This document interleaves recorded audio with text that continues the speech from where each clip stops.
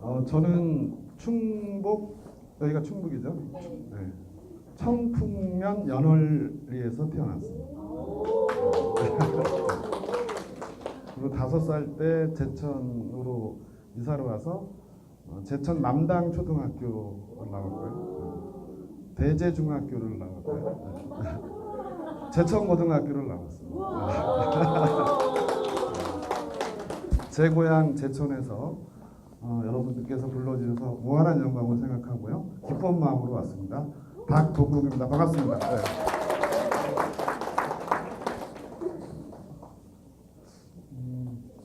제가 제천고등학교를 졸업하는 해가 이제 89년이었거든요. 89년 2월에 제천고등학교를 졸업하고 청량리행 청량리행 그때 무슨 무궁화였는지 새마을호는 안 탄 것 같아요. 비둘기는 너무 오래 걸려서 제천역에서 청량리역까지 비둘기호를 타고 내려온 적이 있었는데요.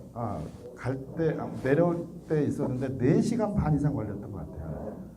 안서는 역이 없었어요.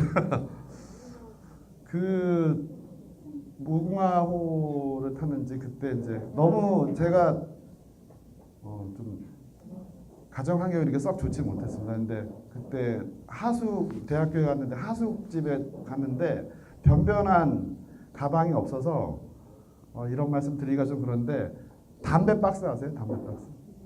네, 담배 박스가 좀 양이 많이 들어가잖아요. 거기에 책도 넣고 옷도 넣고 이불도 넣고 그 박스 2개를 이렇게 기차에다 싣고 서울을 올라갔던 딱 기억이 납니다. 그리고 나서 이제 대학교 생활하고 제가 서울교육대학교를 나왔거든요. 그래서 93년도에 교사가 돼서 지금까지 26년 교사 경력을 가지고 있고요. 제 동기들은 여기 청주에 있는 청주교대를 많이 간 친구들도 있고 뭐 다양한데 시간이 그러고 보니까 올해가 2019년이니까 딱 30년 됐네, 그죠? 네, 30년이 돼서 제가 저기 뒤에 계신 류호숙 장학사님이 제가 도봉구에서 이렇게 교육특보로 일을 할 때 전화를 주셨어요. 그때 저희 도봉구가 혁신교육지구를 시작한 지 3년 차 되던 해에 전화를 주셨는데 이것저것 물어보시고 찾아오시겠다고 하시고 그래가지고 2017년 5월 달인가요? 그때 찾아오셔서 막 만나고 그 다음에 또 오신 적도 있고 또 다른 데서 만난 적도 있어서 저희 도봉구가 그때 가지고 있는 자료는 다 드렸습니다. 달라는 자료는 다 드렸고 그래서 제가 오늘 이 자료를 쭉 훑어보니까 너무 잘하고 계십니다. 네. 그리고 지금 이 자리가 민가랑 워크숍 세 번째라고 하셨죠. 네. 이런 자리가 정말 소중합니다. 제천 출신, 제천인의 마음으로 오늘 제대로 한번 달려보겠습니다.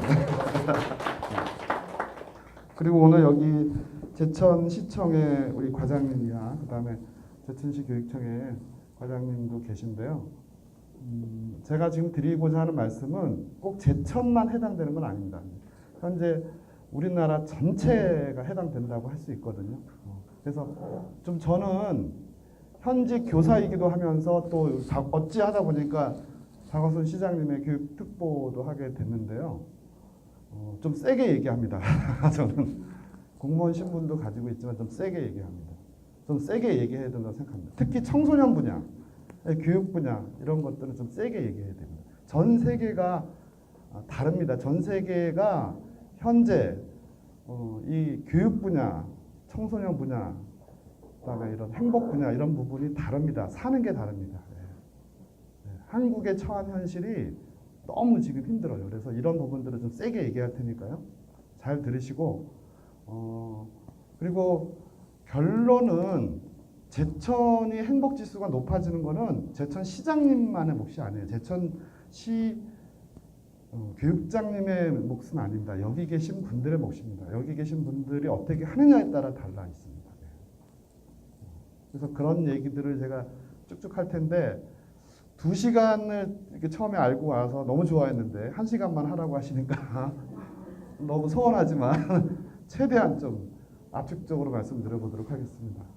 제 전화번호, 이메일 다 공개했으니까요. 언제라도 질문하시거나 전화 주셔도 좋습니다.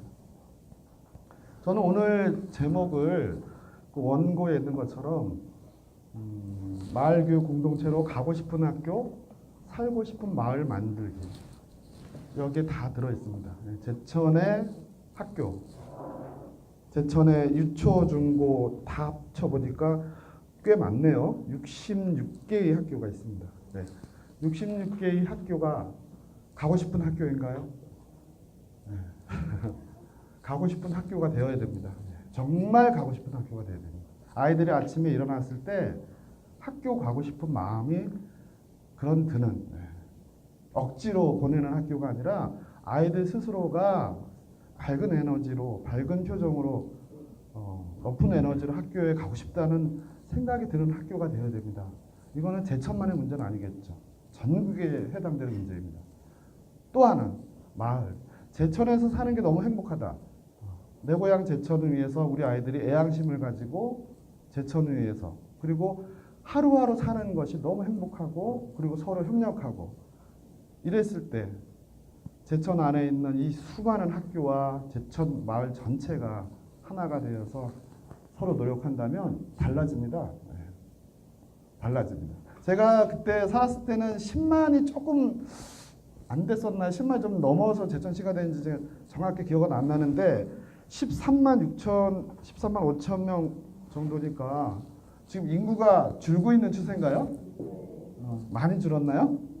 최고 정점은 언제였나요? 15만? 15만? 예. 17만도 있었어요? 예. 아니에요? 15만이 안 됐습니까? 예. 전국이 지금 그 인구가 이제 줄고 있는데 심각한 상황입니다. 여기 이따가 나옵니다. 한국이 지금 출산율이 0.98인가요? 그래서 한 명도 안 되는 수준으로 떨어져 있거든요. 아주 심각한데요. 이런 문제까지 포함해서 우리가 노력하지 않으면 이런 현상이 일어납니다. 그래서 이따가 나올 때 또 말씀드리겠습니다. 제가요, 그냥 이렇게 막 멀리서 왔고 제천 출신이긴 하지만 이게 뜬구름 잡는 얘기만 해서 될 일이 아니잖아요. 그죠? 그래서 제가 이 강연을 위해서 3일 동안 제천시청 홈페이지를 다 뒤졌습니다. 그리고 자료를 다 찾았습니다. 핵심적인 자료 중에 좋은 자료가 있어서 여기 워크숍 자료집에도 있지만 또 이렇게 제가 특별히 부탁해서 자료를 찾았더니 공식적인 자료가 있더라고요. 그래서 이 자료를 훑어보고 의미 있는 자료가 이거구나라고 생각해서 한번 발췌를 해봤습니다. 첫 번째, 제천시에서 지금 도봉구도 유니세프가 인증하는 아동 친화도시, 아동 친화도시 CFC라고 하나요? 아동 친화도시를 지금 저희들도 전국 최초로 도봉구가 완전 인증을 받은, 전국에서 처음으로 완전 인증을 받은 지자체거든요. 그 아동 친화도시 인증을 받았는데 제천시도 지금 추진하고 있는 거죠. 네. 그거를 준비하면서 아마 연구 용역을 맡기신 것 같아요. 근데 지금 과장님이 이거 추진 담당 부서장님이시죠. 그러니까 더더욱 얘기 준비를 잘했다는 생각이 듭니다. 그래서 이거를 2018년 11월에 충청지방행정발전연구원에서 이제 연구 용역을 한 거예요. 그래서 제천이 아동 행복한 아동 친화 도시가 되기 위해서 어떤 것이 필요한지를 다 조사를 하시더라고요. 조사 대상은 제천시 초중고 학생, 학부모, 아동 관계자 이런 분들. 아동 친화 도시는 오늘 처음 듣는 분도 계신가요? 아니면 많이 알려져 있나요? 유니세프 아동 친화 도시의 정의는요 18세 미만. 우리나라로 따지면 이제 만이라고 보면 되니까 19세라고 보면 되겠죠. 18세 미만의 모든 아동이 살기 좋은 도시로 유엔 아동 권리 협약의 기본 정신을 실천하는 그런 지역 사회를 유니세프가 인증해 주는 거예요. 우리나라는 유니세프 한국위원회가 인증을 해 주는데요. 아주 어렵습니다. 기준이 엄청 까다로워요. 50가지 이상 기준을 다 통과해야 됩니다. 저는 도봉구에서 아동 친화 도시 인권 옹호관의 역할도 했었습니다. 네. 그래서 이걸 잘 아는데요. 그리고 또 제천시 여기 그 자료집에 보니까 아동 친화 도시 조성에 관한 조례도 만드셨더라고요. 그래서 거기는 조례에서는 제천시의 모든 아동의 권리가 온전히 보장되고 아동의 권리를 지역사회 정책에 반영하여 실천하는 도시로 정의하고 있습니다. 제천시가 이 조례에 의해서 정말 열심히 노력한다면 가고 싶은 학교, 살고 싶은 마을이 자연스럽게 만들어지는 토대가 될 것 같습니다. 그래서 봤더니 작년 7월 11일부터 8월 17일까지 이렇게 조사를 했더라고요. 그리고 총 2,356부의 조사가 진행됐습니다. 이거는 정말 통계치로 봐도 신뢰도가 꽤 높은 그런 조사입니다. 이거 제가 여성가족과 과장님 고생하셨다고 제가 칭찬과 홍보를 겸하는 것 같습니다. 네. 첫 번째로 봤더니 너무 페이지가 한 200페이지가 넘어 어마어마한 방대한 보고서예요. 다 할 수가 없었기 때문에 쭉 봤더니 결과만 봤습니다. 결과 봤더니 제가 빨간색으로 한 거 이렇게 쭉 보시면 이 자료는 아마 공개 버전일 거예요. 그러니까 아마 한번 쭉 정독을 해 보시길 바랍니다. 보시면 제가 이제 좀 필요한 분야가 뭔지에 대해서 아까 과장님도 말씀하셨는데 주관식 문항에서 가장 많이 나온 의견은 어린이 놀이 공간 부족하다라고 나왔어요. 2,356부의 조사에서 이제 주로 나온 의견. 청소년 문화 여가 공간 부족, 체육시설 및 문화 공간 부족, 체험 프로그램과 기회 필요 이런 거 나와요. 근데 이거는 전국이 다 그렇습니다. 제천시만 근데 제가 보니까 제천시 인프라를 제가 홈페이지 찾아보니까 제천시의 체육 인프라, 문화 인프라 되게 많던데요. 그리고 막 무슨 각종 대회도 막 유치하려고 하고 막 이런 것 같은데 제가 보니까 좀 제천이 많은 것 같아요. 그런 면에 제가 학교 다녔을 때는 그런 게 잘 없었거든요. 잘 못 봤는데 그 30년 사이에 되게 많이 만들어진 것 같습니다. 맞나요? 네. 그리고 쭉 보면은 쭉 읽어보시면 되고요. 그다음에 청소년을 위한 문화 여가 공간 이런 게 좀 같은 얘기인데 확충, 청소년 카페 개설, 청소년 프로그램 개발 이런 것이 필요하다 이런 게 나왔고요. 그다음에 이거를 나쁘다고 지적한 게 아니라 정확히 나온 데이터를 현실적으로 정확히 보자는 차원에서 제가 좀 이렇게 눈에 익은 것을 제가 좀 강조하고자 합니다. 지자체, 제천시를 말하죠. 지자체는 아동 대상 프로그램 및 서비스 예산에 관한 의견을 구한다가 가장 낮게 조사되었습니다. 이런 부분을 중점적으로 앞으로 더 발전되기 위해서는 필요한 것 같고요. 우리 지자체는 생활환경이나 지역에 대한 의견을 조사한다가 두 번째로 낮게 되었습니다. 주관식 문항에 가장 많이 나온 의견이 아동 및 시민 참여 시스템 구축, 참여와 시민권 관련 교육 실시 홍보 이런 것이 필요하다라고 이렇게 나왔습니다. 교육환경 분야, 교육환경은 이제 제천시 교육청과 학교에 해당된다고 할 수 있겠는데요. 보세요. 아이들이 이런 답을 합니다. 학부모가 이런 답을 합니다. 입시 위주에서 벗어난 다양한 교육 필요하다라고 얘기합니다. 사교육기관, 도서관 등 교육시설이 부족하다. 학교 위생관리 및 낙후시설을 개선해야 한다. 다양한 체험교육 프로그램이 필요하다. 이렇게 나옵니다.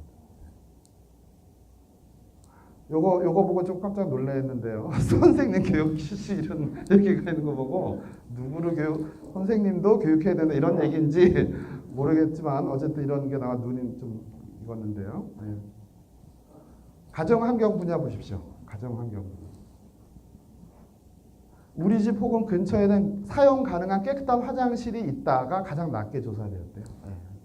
보시고 주관식 문항에 많이 나온 게 맞벌이 가정을 위한 아동 돌봄 서비스 지원, 낙후된 가정환경시설 개선, 주변 환경, 자연환경 개선 이런 게 나왔어요. 이거는 현재 문재인 정부가 온종일 돌봄을 국정과제를 추진하고 있는데요.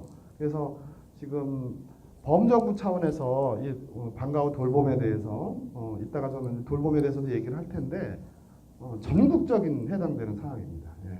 그래서 이런 부분에서 제천에서도 이런 얘기가 나왔다는 거죠.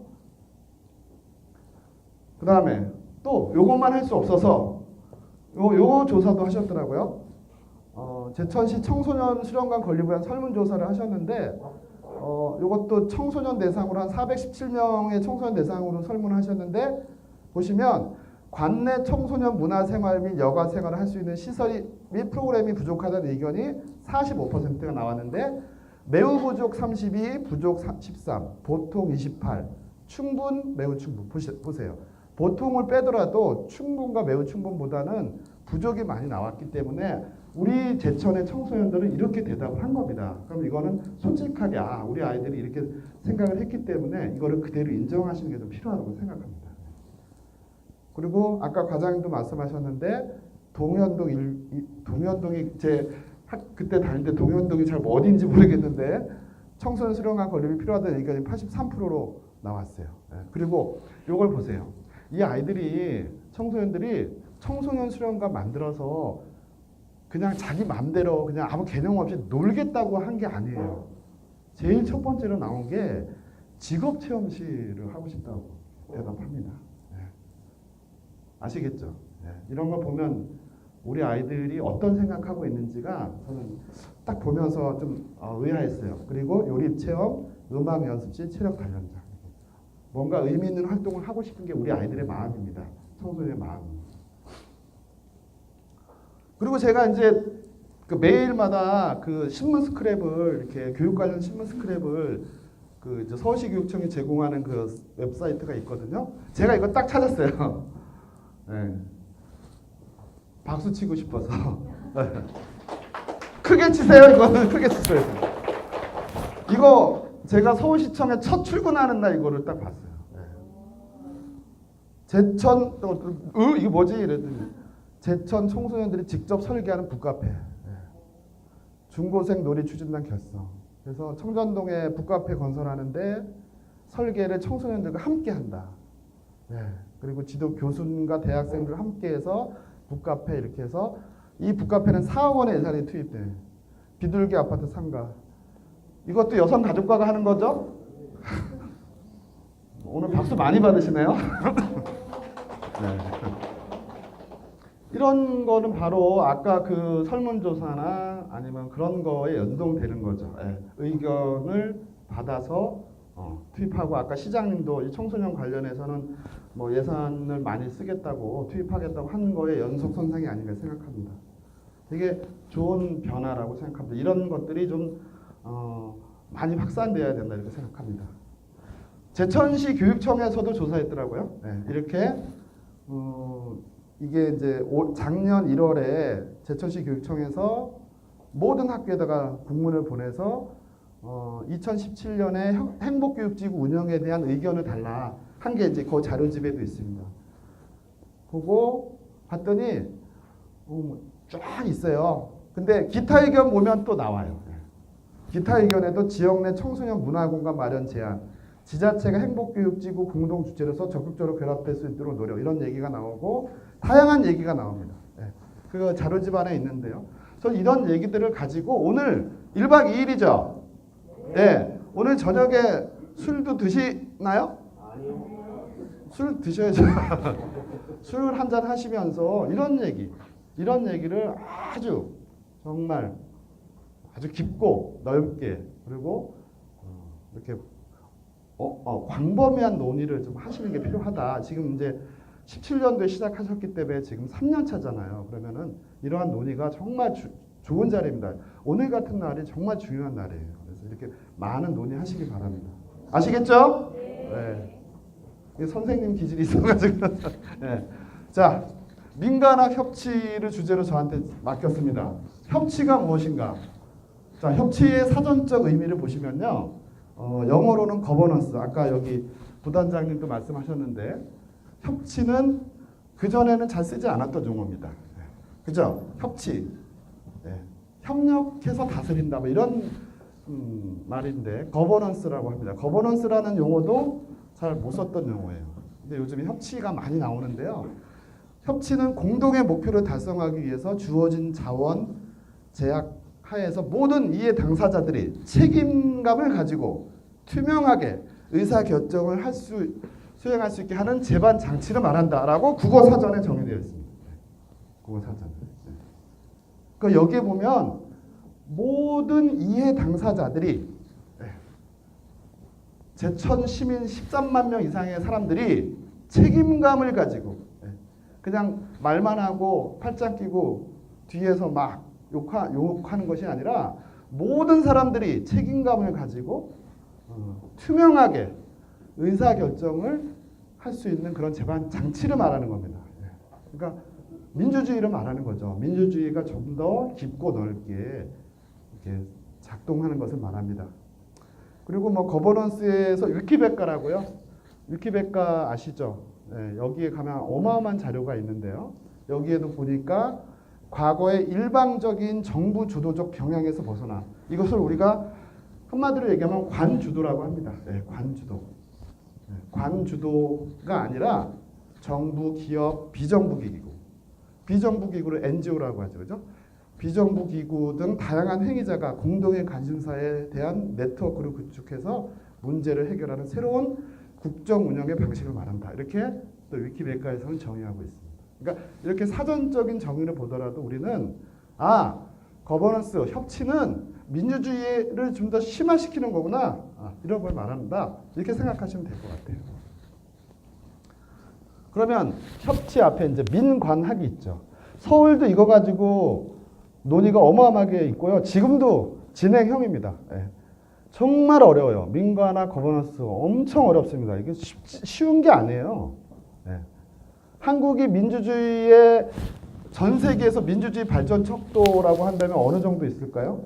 지금 재작년부터 한 촛불 집회, 촛불혁명 때문에 많이 높아지고 전 세계가 부러워한다는 얘기도 들었습니다. 그리고 뭐 세계 평화상, 노벨 평화상도 받을 감이다 이렇게도 얘기를 했었는데 그건 대단히 훌륭한 일이긴 합니다. 자, 그런데 대한민국의 민주주의 역사가 길지가 않잖아요. 그러다 보니까 저를 포함한 여기 계신 모든 분들의 마음속에, 머릿속에 그리고 이 또 뼛속에 각인되어 있는 민주주의는 역사와 비례하거든요. 역사와 비례하는데 프랑스는 1789년에 프랑스 대혁명이라는 세계 유례를 찾아볼 수 없는 대혁명이 일어났어요. 당시 왕정을 무너뜨리고 시민이 주권을 가지게 되는 혁명이 일어났죠. 그게 1789년이에요. 그때 우리는 조선시대였잖아요. 그죠? 역사가 다르죠. 유럽의 역사가 그 이후로 상당히 많이 바뀌는데 우리는 민주주의 역사가 언제부터라고 할 수 있나요? 1948년에 이제 대한민국 물론 임시정부를 포함하면 좀 더 앞서겠지만 우리나라 땅에서 정부가 수립된 건 1948년이죠. 얼마 안 됩니다. 1789년에 프랑스 대혁명이 일어나고 비교가 안 되는 거죠. 그죠? 그리고 진정한 민주주의가 형성됐다고 할 수 있는 때는 언제라고 할 수 있나요? 1987년. 87 항쟁 이후로 이제 하기도 합니다. 1987, 1987 영화 보셨죠? 요즘에 막 케이블에서도 막 재방되고 한방되고 하는데 그거 보면서 저도 많이 울었습니다. 그러니까 민주주의라는 것이 정말 중요한 일입니다. 어느 일인에 의해서 그 세상을 독재한다는 건 어마어마한 일들이 일어나죠. 그죠? 자, 민관학이 나옵니다. 그런데요, 민관학을 보면서 제가 물음표로 해놨어요. 민은, 관은, 학은 어느 일정한 주체만 얘기가 될까요? 제가 막 생각해 보니까 제천시장님, 그분은 관이라고 할 수도 있지만 그 개인은 민이에요. 그리고 민에 의한 선출에 의해서 선출된 선출직입니다. 그러니까 제천시장님 한 분도 민이라고 할 수 있는 거죠. 자, 공무원도 개인으로 보면 민이에요. 교직원, 제천시민 전체를 말하지만 시장과 공무원과 청소년, 교직원 다 민의 영역도 가지고 있는 거죠. 서울시 지금 휴대폰으로 서울시청 검색하셔가지고 기구표를 딱 눌러보시면 서울시 기구표예요. 시장님이 제일 꼭대기에 있는데 그 위에 뭐가 또 하나가 더 있어요. 네, 시민이 있습니다. 네. 서울시청의 기구표에 제일 위에 시장 위에 시민이 이렇게 있어요. 그리고 그게 다 인쇄돼서 서울 전체에 모든 조직에 다 배부가 되어 있는데요. 민에 의해서 관도 존재하는 겁니다. 맞죠? 네. 민주주의가 바로 그런 거죠. 자, 관은 어떤가요? 관, 시청, 제천시 산하기관, 제천시 교육청, 교육청 산하기관, 학교, 경찰서, 법원. 자, 교육청, 학교. 학이 있으니까 교육청은 학인가? 관인가? 그 두 요소를 다 가지고 있는 거죠. 네. 관도 되고 학도 되고 학교도 마찬가지. 국가기관이기도 하니까요. 그죠? 학생만인가? 네. 학부모인가? 교사 포함되는 교장 선생님인가? 네, 이런. 자, 그래서 민간학의 그 자체의 그 개념에 대한 정의의 규모나 그거 자체가 딱 칼로 자르는 것처럼 이렇게 구분되는 것이 아니라 다 엮여 있다는 거죠. 네, 그런 면에서. 그래서 민관학에서 나는 민이니까 너는 관이니까 나는 학이니까 영역을 짓는 것에 너무 집중하다 보면 경계가 너무 커진다는 거죠. 그죠? 그래서 그런 부분을 어느 정도 좀 이해하는 것도 좀 필요하겠다. 이 자체가 그런 면이 있다. 하지만 민관학이 모이면 못 해낼 게 없죠. 그죠? 그러면서 이 안에서 앞에서 보신 거버넌스, 협치 체제로 잘만 굴러간다면 달라진다는 거죠. 예. 세계에 그런 도시가 어마어마하게 많습니다. 예. 어마어마하게 많은 도시가 그런 직접민주주의와 이런 자치분권이 너무 잘 발전돼 있어서요. 특히 유럽에 있는 나라들이 그런 걸 잘하는 나라들이 정말 많습니다. 예.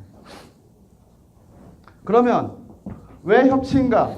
협치 안 하고 살아도 되는데 그동안 뭐 갑자기 협치, 왜 이렇게 협력, 이거 왜 나온 건가? 네. 자, 제천에도 협동조합이 많이 만들어졌나요? 네, 협동조합이 이제 많이 만들어졌는데요.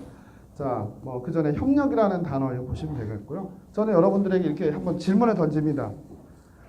솔직하게 얘기하세요. 이렇게 씌우려고 하지 마시고, 솔직히 나 개인은 협력이 필요하다고 생각하는가? 해왔는가? 솔직하게 물어보세요. 내가 그동안 그렇게 협력하며 살아왔나?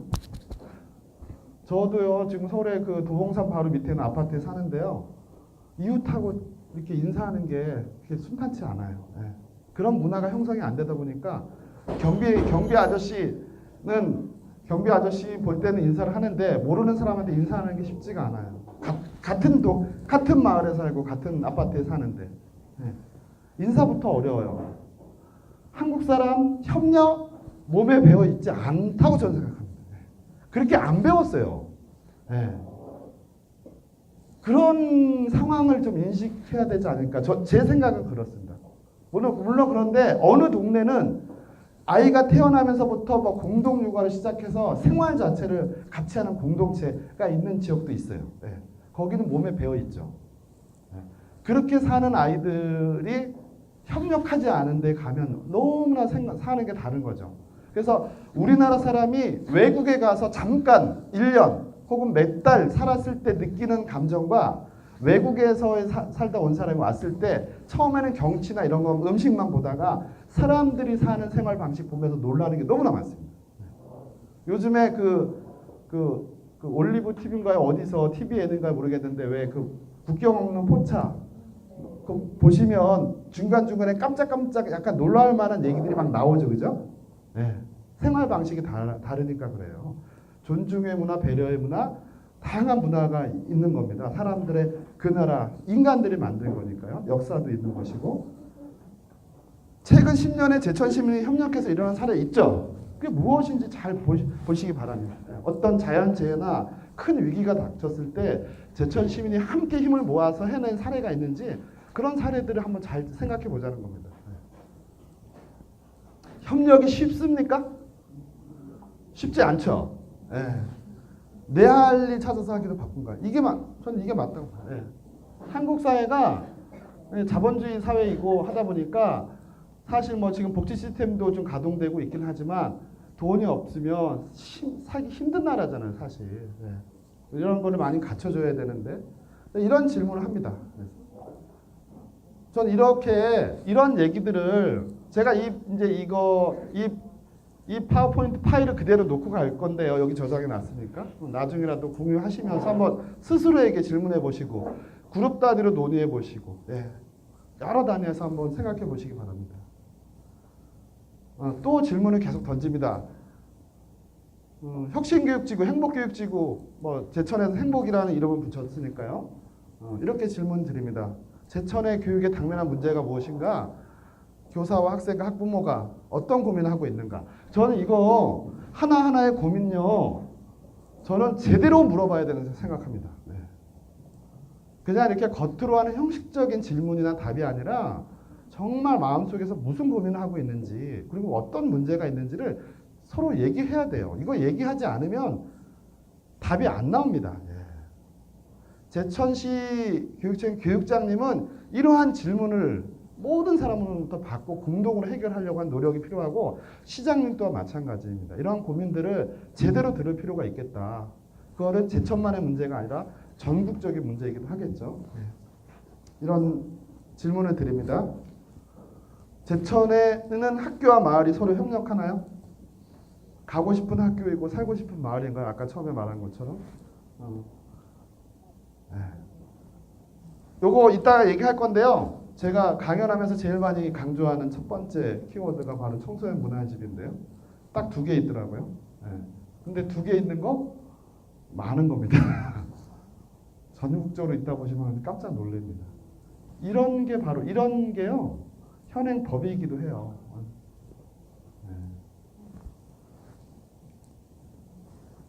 요거는 제 소개 겸 이제 이 협치와 이런 거에 대해서 얘기하는데요. 저는 현직 교사 신분을 가지고 있습니다.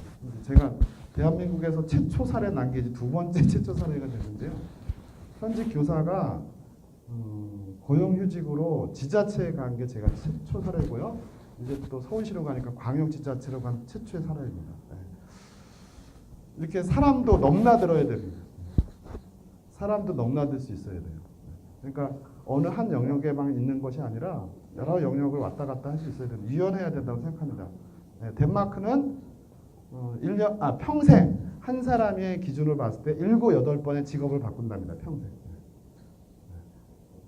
자, 그런 면에서 되고요. 제 소개를 하면 이런 도봉구에서 이런 일을 했는데 도봉구는 서울의 25개 구 중에서 못 살기로 꼴찌에서 3번째.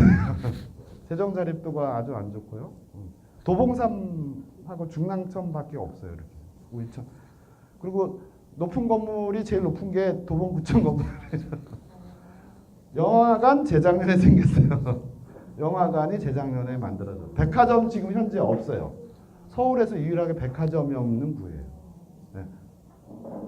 베드타운이죠. 그리고 이 도봉구 전체 넓이의 50%가 녹지고요. 도봉산과는 녹지. 인구는 좀 많습니다. 인구는 바닥은 한 34만 명 정도, 34만 좀 넘어요.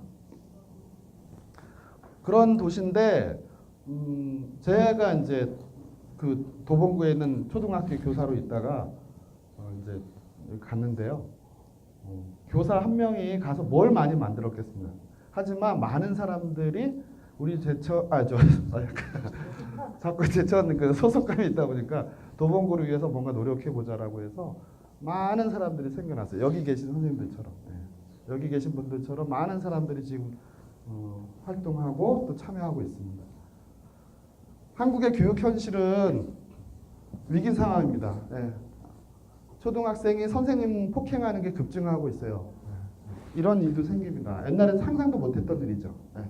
옛날에는 저도 제천에서 남당 초등학교 다닐 때 생각해 보면은 여러 가지 재미있는 추억도 있긴 했는데 이런 일들이 생겨납니다.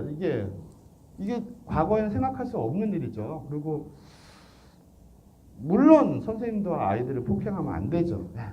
그러니까 이런 문제가 있고 청소년의 폭력은 되게 흉악해지고 있다고 합니다. 그래서 보세요. 촉법 소년이라고 해서요. 법을 딱 적용하는 그 시기를 낮추는 거예요. 그럼 이제 일찍 전과자가 되는 거죠. 그죠? 자, 서로 선순환 되는 겁니까? 악순환 되는 겁니까? 악순환 되는 거죠. 이게 즉자적인 해법은 될 수 있겠지만 근본적인 해법은 되지 않죠. 그죠? 계속 악순환 되는 거죠. 아이들은 이렇게 폭력이 흉폭해지지만 또 스스로를 죽입니다. 자살자가 이렇게 특히 3월과 8월에 지금 3월이잖아요. 왜 그럴까요? 학기 초, 학년 초에 그 스트레스가 견디다 못해서 자신에게 이제 오는 거거든요. 제가 어제 서울시청에서 이제 근무한 지 며칠 안 됐는데 제 제자가 6년 전에 제자가 대학생이 돼서 저를 찾아왔어요. 어제 만났거든요. 그 아이는 저는 정말 기억에 남는 아이인데 그 아이가 잘 성장해서 왔어요. 근데 이런 스트레스, 어마어마한 스트레스 때문에 많은 어려움도 겪었던 애라서 정말 애정이 가는 애였거든요. 참 아이들이 힘듭니다. 여러 가지로. 건강도 안 좋아요. 그래서 먹는 먹거리도 지금 편의점에서 끼니 때워요, 아이들. 아침에 따뜻한 밥 먹고 이렇게 건강한 먹거리가 아니라 편의점에서 편하니까. 다 어떻게 합니까? 뭐 때문에 그렇습니까? 학원, 맞벌이. 학원에 가다가 그 짬내서 이거 먹는 거예요. 그 소중한 몸이 제가 보기에는 안 좋은 쪽으로 계속 그렇게 하게끔 만들어지고 있는 거예요. 그 밥상을 같이 먹으면서 나누는 대화. 그래서 아까 제가 외국 얘기했죠. 유럽의 생활 방식은요. 오후 6시가 되면 모든 거리에 다 가게들이 다 문을 닫습니다. 술을 판매하는 시간은 소주나 독주 같은 그런 높은 도수의 술은 4시 전에 그 신분증을 갖고 가야만 살 수 있어요. 절대 청소년들 살 수 없죠. 그리고 그것도 4시 전에만 팔아요.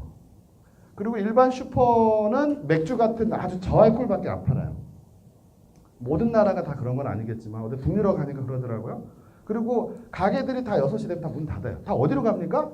집에 가는 거예요. 그리고 시스템 자체가 가정에 가서 가족과 함께 하는 게 문화화돼 있어요.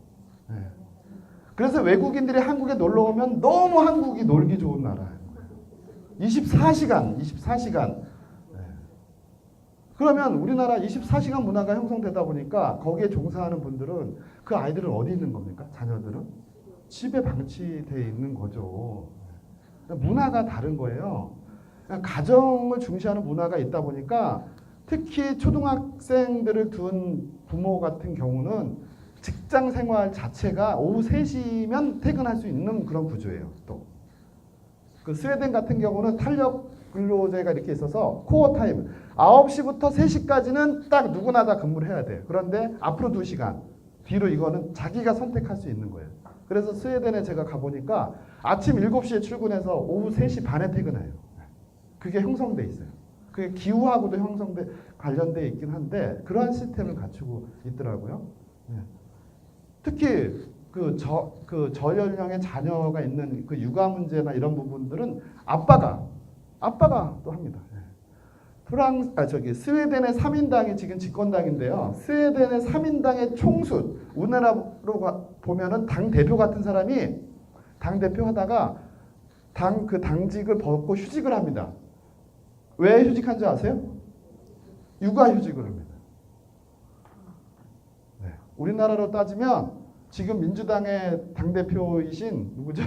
이해찬 당대표가 휴직을 내고 육아휴직한다고 생각해보세요.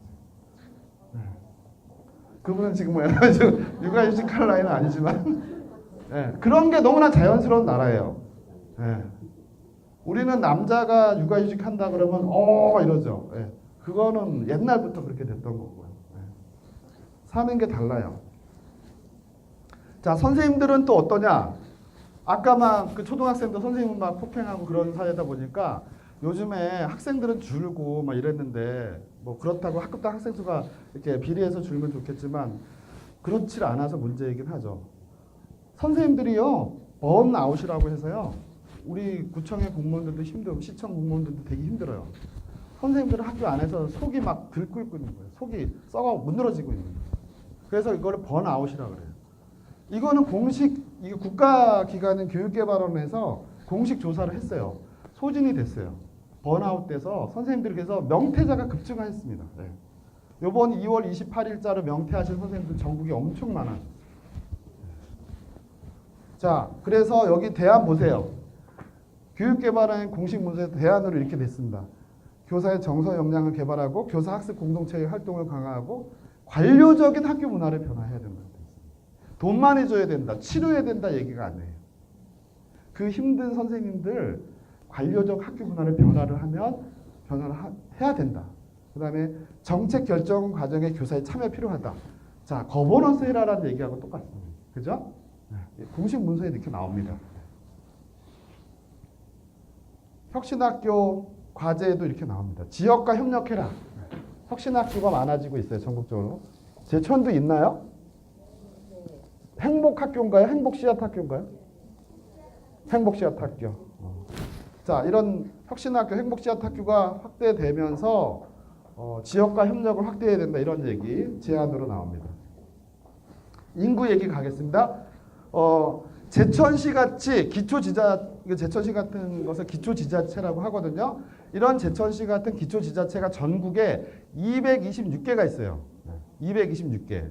그 226개 기초지자체 중에서 30년 안에 40%가 인구가 제로가 됩니다. 지금 같은 추세라면.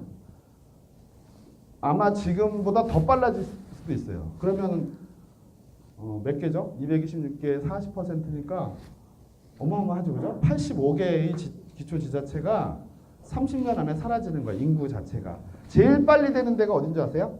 경북, 의성. 마늘 유명한 그 컬링으로 유명해진 그 도시가 가장 빨라요.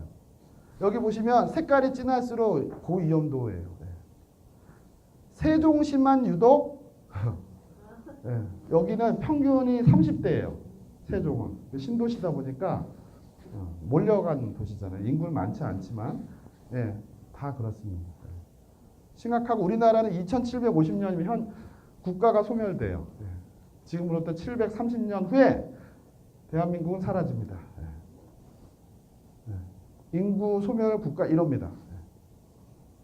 뭐 나하고 상관없어. 730년 후에는 우리 누구도 살지 않으니까 상관없지만 대한민국이 후손들이 없어지는 거예요. 유엔은요 매년 행복 보고서 월드 해피니스 리포트라는 보고서를 발간하거든요.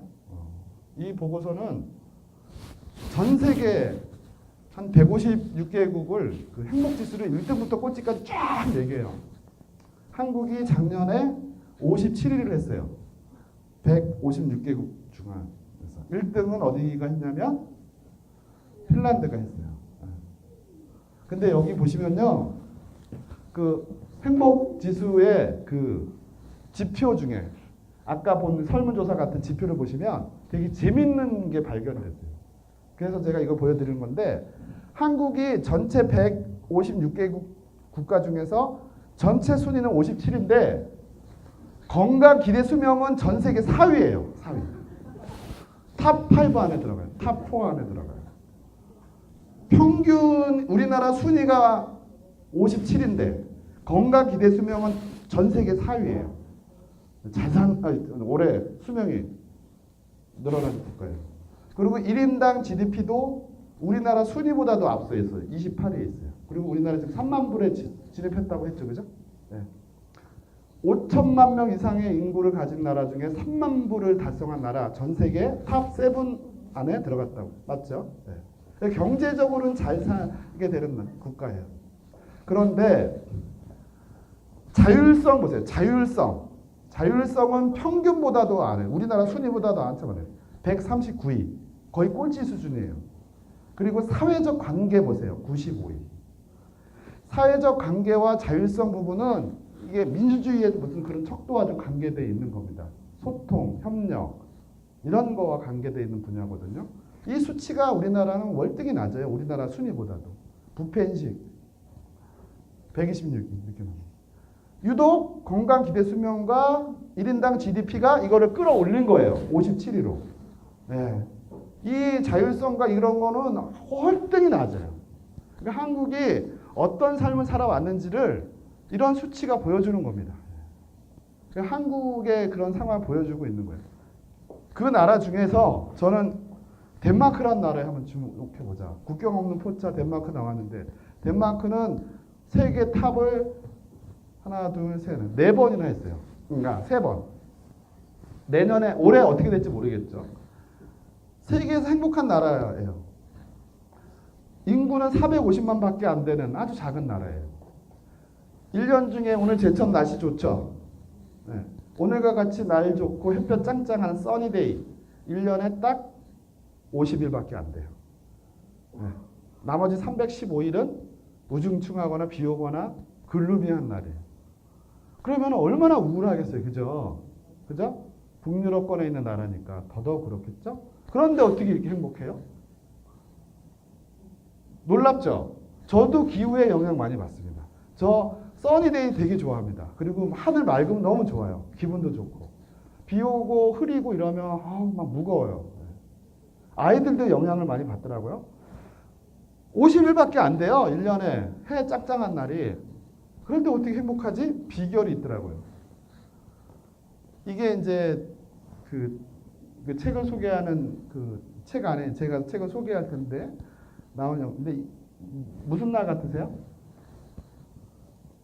이거 저 오연호 대표가 여기 오신 적 있나요? 제천에? 예. 네. 아, 아이들만? 예. 네. 어른들하고는 안 하셨어요? 예. 네. 이게 오연호 대표가 쓴 우리도 행복할 수 있을까라는 책에 나오는 덴마크를 소개하는 책에 나온 건데요. 이 트럭이 보시면 평상시에 뭐 하는 트럭 같으세요? 네, 가축을 실어 나르는 트럭이에요. 근데 사람이 타고 있죠. 그리고 이게 장식을 했죠. 무슨 날이에요? 고등학교 3학년의 졸업식입니다. 네. 졸업식을 학교에 오전에 끝내고 지금 어디로 가고 있어요. 그럼 여기에 음악도 틀어놨어요. 여기서 춤추고 있는 거예요. 그게 찍힌 거예요. 묻지마 강강처럼 노는 거예요. 음악 크게 틀고 어디 가고 있냐면 오늘 이후에 다 친구들하고 헤어져요. 헤어지니까 오늘을 마지막으로 기념하기 위해서 친구네 집에 가는 거예요. 개똥이네 집에 갔다가 소똥이네 집에 가는데 찍힌 거예요.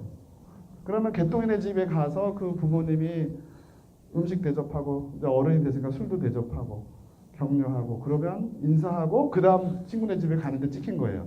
그 중간에 춤추고 있는 거예요. 이게 다 돌아요. 얘네 다. 그래서 나중에는 막 이제 쓰러지는 친구도 있다 그래요. 그러면 꼴볼견으로 보일 거 아닙니까, 그죠? 거리에서 막 이렇게. 근데 지나가는 차들이 경적을 울리면서 손을 흔들고 고생했다, 얼마나 수고 많았니? 그러면서 이렇게 손을 흔들어주고 연대와 지지의 표시를 한답니다. 이게 사회 문화예요. 이게 덴마크 코펜하겐 시기에서 벌어지고 있는 상황입니다. 스웨덴도 그렇고 뭐 핀란드 이런 게 있대요. 스웨덴은 너무 막 과격하게 놀아서 일부 막 못하게 하고도 있다고 하는데 이런 문화가 형성되어 있습니다. 그래서 저는 이걸 보고 이 책을 보면서 제천고등학교 졸업식 할 때 어떻게 했지 이 생각을 떠올려봤어요. 대제중학교 졸업할 때 어떤 일이 있었지 떠올려봤어요. 그리고 제 선배들 졸업할 때 어떻게 했지? 그러니까 아까 얘기대로 밀가루가 떠오르고요. 교복 찢기가 뛰어나고요. 그리고 선생님이 막 도망가고 막 쫓아가고 어떤 선배가 도망가고 막 뒤에 애가 몽둥이 들고 막 쫓아가고 막 여기저기서 막 난투극 벌어지고 경찰이 오고 이런 게 생각나더라고요. 마지막 헤어지는 날 이렇게 헤어지는 거랑 폭력이 난무하고 밀가루가 난무하고 어떤 경험을 했길래 그 시간을 잊고 싶었을까? 이들의 삶과 우리의 삶은 어떤 차이가 있는가? 지금은 사라졌지만 사람과 사람과의 관계란 무엇인가? 생각해 보게 되면서 짠하더라고요. 그래서 그 덴마크가 왜 행복한지를 6가지 비결이 있다고 하더라고요. 이거 영상을 좀 틀어주십시오. 자, 짧은 영상입니다. 책을 소개하는 영상인데요. 비결이 있어요. 6개의 키워드 나온다면 적어보세요. 이래서 행복한 거예요. 그냥 그렇게 흐린 날이 많은, 안 좋은 날이 많은 덴마크가 이래서 행복하더라고요.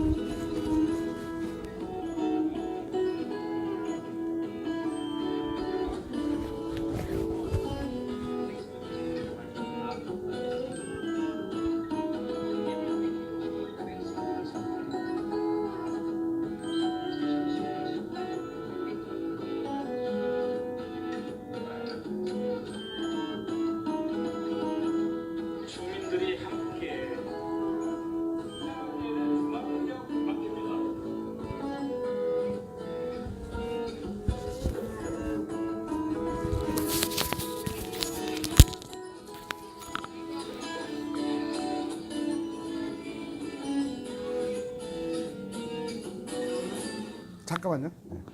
자, 이 책을요 한번 다 기록하시고요. 저는 이 책하고 전혀 상관없는 사람입니다. 네. 책 홍보하려고 하는 게 아니라요. 오늘 제가 여러분들에게 이 제천 같은 고향, 제천을 사랑하는 제천의 사람으로서 제 짧은 강의보다 긴 여운을 느낄 수 있고 참고가 될 수 있는 좋은 책 하나를 소개합니다. 이 책은 꼭 읽어보셔야 돼요. 상상력을 높일 수 있고요. 저는 이 책을 읽으면서 그 교사로서 너무 한국의 교육 현실과 이런 것들이 생각나면서 눈물이 나는 거예요. 그래서 한 번 더 읽게 됐어요. 정독을 했습니다. 그래서 이걸 읽어보시면 무한한 상상을 할 수 있을 겁니다. 그리고 덴마크가 이렇게 살고 있어요. 현재. 그리고 교육 시스템이 이렇고 이렇게 같은 지구상에 동시간대 이렇게 살고 있어요.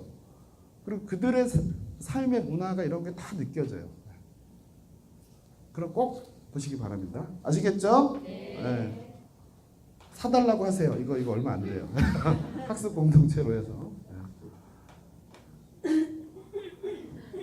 네.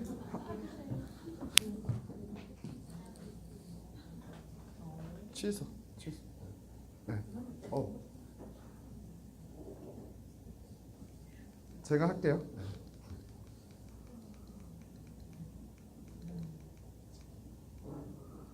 자, 6개 키워드 적으셨죠? 네. 봤더니 돈을 많이 벌어서가 아닌 거예요. 결국에는 6개 키워드가 보면요, 자유, 안정, 평등, 신뢰, 이웃, 환경이라고 6가지 키워드예요. 자유로운 나라입니다. 상상력이 뛰어난 나라입니다. 안정, 굶어 죽지 않는 나라예요. 돈 없다고 굶어 죽지 않아요. 대학원까지 무상이에요. 병원비 무상이에요. 잘려도 2년 동안 회사 그 전에 받은 월급의 80%까지는 지급받아요. 그리고 꼭 직업을 구하도록 만들어줘요. 그냥 막 낭비한다, 퍼주기가 아니라 그 사람이 꼭 직업을 찾을 수 있도록 지원해줘요. 그 사람에 대한 애정, 지원이 국가 시스템으로 되어 있어요. 그래서 그 돈 먹고 놀지 않아요. 국가 구성원의 일원으로서 함께 한다는 생각을 꼭 가져요. 평등해요. 높고 낮음을 따지지 않아요. 선택일 뿐이에요. 직업계 학교 가는 거는 공부 못해서 가는 게 아니라 내가 그걸 하고 싶으니까 가는 거예요. 그리고 대학 가는 거는 평생 언제든지 갈 수 있는 게 다 돼 있어요. 학문은 하고 싶은 아이가 대학을 가는 거예요. 탐구를 하고 싶은 아이가 대학을 가는 거예요. 직업을 갖다가 다시 대학에 갈 수도 있는 거예요. 평등한 나라입니다. 그리고 그 최고액과 최저액의 차이가 크지가 않아요. 월급, 급여 이게 2배가 안 된다 그래요. 최고와 최저액이. 제가 오늘 아까 운전하고 오다가 들었는데요. 대졸 평균, 우리나라 대기업 대졸 평균 임금이 4천 얼마랍니다. 4,800인가 4천 얼마래. 중소기업 3천 얼마 이렇다. 우리는 그게 많이 나눠져 있잖아요. 그러니까 다 대기업 가려고 그러고 공무원 하려고 그러는 거거든요. 일정하게 좀 유지할 필요가 있어요. 좀 기본소득, 뭐 어떤 개념, 사람이니까. 인구 다 죽어 2730년인 대한민국 제로가 되는데 어떻게 하려고. 사람에 대한 투자 필요하다고 봅니다. 돈 많이 든다? 우리나라 잘 사는 나라예요. 그러니까 정책 결정이 중요하다고 생각하는 거예요. 그 정책 결정 누가 합니까? 제천시장님 혼자 할 수 있겠어요? 제천시장님이 이거 좋다고 이거 하자라고 혼자 할 수 있겠어요? 여기 계신 시민, 민간학이 힘을 모아서 제안하고 논의하고 토론하고 연구하고 협력해야만 가능한 겁니다. 맞으면 박수 주십시오. 자, 그렇다 보니까 신뢰하는, 그러니까 정치인의 신뢰도가 높아요. 우리나라는 국회의원의 신뢰도가 바닥이죠. 여기는 국회의원의 신뢰도가 80% 이상이에요. 국회의원 1인당 보좌관이 몇 명인 줄 아세요? 우리나라는 9명까지도 있어요. 여기는 0.5명 있어요. 국회의원 1명당 보좌관이 0.5명이에요. 2명당 1명 있는 거예요. 국회의원이 자기가 복사 다 해요. 밤새서 정책 개발해요. 그러니까 국회의원의 직업이 되게 아무나 하는 직업이 아니라고 다 알고 있어요. 리더십이 뛰어납니다. 정말 국민을 위한 정치인, 정책 개발을 하는 사람이 그 일을 하는 거예요. 그리고 아주 젊어요. 20대 국회의원이 넘쳐나요. 20대 국회의원과 장관이 넘쳐납니다. 사회가 활력이 넘칠 수밖에 없죠. 신뢰할 수밖에 없어요. 지하철 타고 다니고 자전거 타고 다녀요. 특권이라는 건 없습니다. 이 나라에서. 그런 영상 막 페이스북 뭐 유튜브 검색해 보세요. 덴마크 국회의원 한번 검색해 보세요. 그들의 사는 삶이 영상으로 다 소개됩니다. 실시간으로. 그리고 이웃이 있어요. 이웃과 함께 공동체 속에서 협동조합 속에서 이웃과 함께 이런 것들을 의사결정하면서 같이 만들어냅니다. 환경. 지금 미세먼지 때문에 이번 주 아주 고능을 치르셨죠. 제천 주변에 무슨 공장 많이 없죠.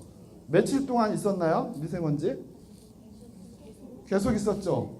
서울도 아주 난리도 아니었습니다. 막 월요일날 저녁인가 화요일날 저녁 집에 가는데 이게 아주 어마어마한 재앙 수준 비슷하게 됐는데요. 환경, 화석연료 제로에 도전합니다.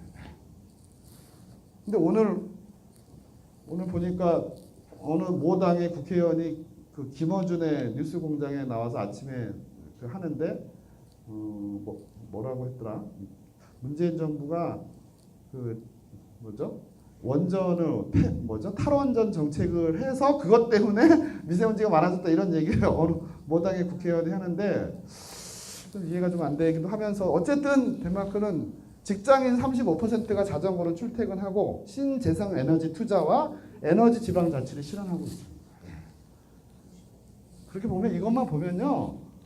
이게 덴마크 사는 게 달라요. 이러니까 행복할 수밖에 없는 거예요. 여기에 돈만이 물론 복지 시스템도 있지만 사람을 얼마나 존중하는지 그리고 그 사람을 존중하면서 이웃과 함께 얼마나 협력하려고 하는지 그게 시스템화되어 있어서 그렇습니다. 근데 덴마크는 또 하나 재밌는 게요.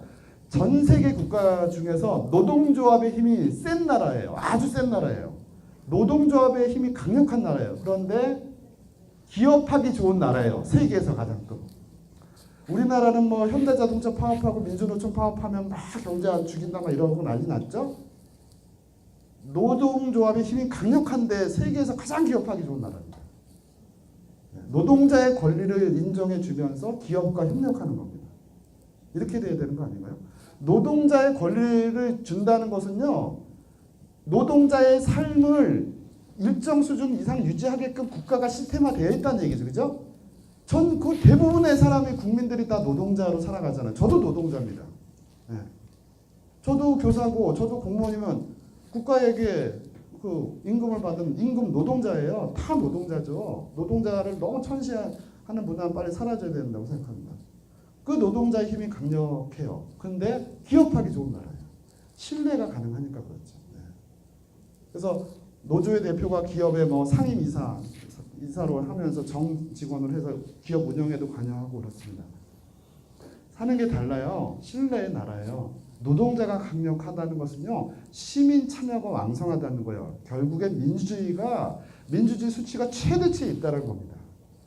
시민이 깨어 있으면 절대 함부로 엉뚱한 짓을 할 수가 없습니다. 제천 시민이 현재보다도 더 많은 참여도를 높인다면 제천시는 달라질 겁니다. 왜? 제천 시민에 의해서 제천시가 운영될 수밖에 없거든요. 덴마크 학교의 공통점은 이렇습니다. 한마디로 보시면요, 옛날 학교가 아니에요. 우리가 지금 가기 싫은 학교의 모습이 아니에요. 여기 보세요. 여기는 덴마크 국회의원이 존경받는 것처럼 교장 선생님 엄청 존경받고요. 누가 높고 낮음이 아니에요.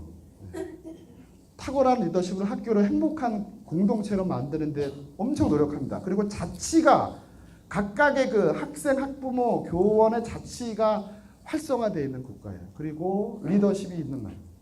학교에게 대학 이거를 강요하는 스카이캐슬을 강조하는 그런 학교가 아니에요. 네, 각각의 개인의 인성을, 개성을 이렇게 개인 곳곳 각각에게 어떤 삶을 살 것인가를 스스로 찾는 방법을 가르쳐요. 협동을 강조합니다. 그러니까 학교가 즐거울 수밖에 없어요. 한국에서 현재 붐이 일어나고 있는 조희연 교육감님이 이 학교 이런 학교 만들겠다고 송파구에 딱 지정했다가 학부모가 등짝을 때리는, 공청회에서 등짝 맞고 나오셨어요. 서울시 교육감님. 혁신학교 만들겠다고 했다가 거기가 헬리오시티, 송파구에 있는 8,000세대 정도가 되는 가락시장 주변에 만든 그 헬리오시티 안에 혁신학교 지정했다고 공청회에서 쌍소리 듣고 교육감을 학부모가 등짝을 때리고 폭행까지 하는 그런 나라예요. 그런 나라가 덴마크는 100% 거의 혁신학교 속에서 이렇게 리더십을 가지고 구성원들이 이렇게 하고 있습니다. 한국이 어떤 상황인지 아시겠죠? 네. 자, 그런 부분에서 노력해야 된답니다. 이렇게 하고 있어요. 이거는 10년 동안 된 게 아니에요. 150년이 걸렸대요. 네. 그리고 덴마크에서 우리나라로 수입되어 온 게 있어요. 제천 시내 곳곳에 있어요. 초록색 깃발이 휘날리는 게 있어요. 새마을운동. 네. 새마을운동이 덴마크에서 왔답니다. 그 모티브를 거서 따와서 농촌 활동할 때 새마을. 자, 협동조합 만들고요. 뭐 함께하면 협동조합 중요합니다. 언제까지 제천시청에 돈 달라고 얘기할 수 없어요. 제천시의 생활기원 13만 명의 이 어찌 보면 큰 도시죠. 이 중소도시를 이 안에서 경제가 이 안에서 좀 이루어질 수 있도록 하는 것도 필요합니다.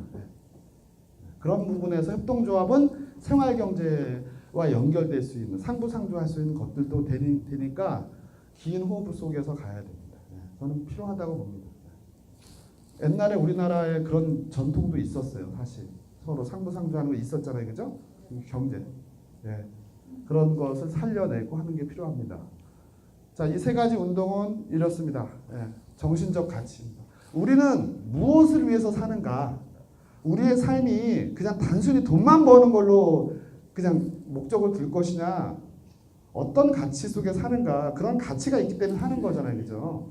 매슬로우의 인간의 욕구의 최고 단계가 자아실현의 욕구인데 우리는 어떠한 목표를 두고 어떤 가치를 두고 사는가? 그렇게 생각하는 사람도 많은데 현재 우리나라에 보여주는 게 바로 이번에 나온 유명해진 스카이캐슬이에요. 그 아이, 그 정말 인성과 감성과 이런 모든 것들을 몸에 배워야 될 그 시기의 아이들이 스카이캐슬과 함께해서 그것만을 생각하는. 그러니까 대학 가면 대학 교수들이 미치려고 그런대요.